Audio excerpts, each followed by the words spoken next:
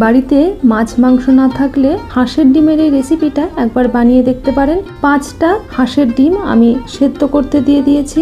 যতক্ষণ ডিম সেদ্ধ হচ্ছে ততক্ষণ মশলা বানিয়ে নিই। মশলার জন্য বড় টেবিল চামচে 2 চামচ সর্ষের তেলের ওপর গোটা জিরের ফোড়ন আর কারি পাতা দিয়েছি। তার উপরে 1/2 কাপ মতন কুচনো পেঁয়াজ আর আদা রসুন পেস্ট বড় টেবিল চামচের 1 চামচ। তার সাথে দিয়েছি জিরে গুঁড়ো, ধনে গুঁড়ো 1 চা চামচ করে, হলুদ গুঁড়ো, লঙ্কার গুঁড়ো, কাশ্মীরি লঙ্কার গুঁড়ো, সমস্ত কিছু দেবো। একটু সামান্য জল দিয়ে কষিয়ে নেব। কাঁচা মশলার গন্ধ ছেড়ে গেলে এর উপরে টমেটো দিয়ে এটাকে সেদ্ধ হতে দেব 2 থেকে 3 মিনিটের জন্য মিডিয়াম আঁচে।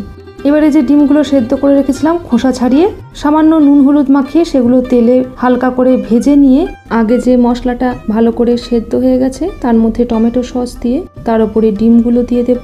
আর একদম শেষে গরম মশলা দিয়ে দেব। বেশ ভালো করে নাড়িয়ে নেব এটাকে। গায়ে লাগা লাগা হলে এবং টমেটো খুব ভালো করে সেদ্ধ হয়ে গেলে এটাকে নামিয়ে দেব।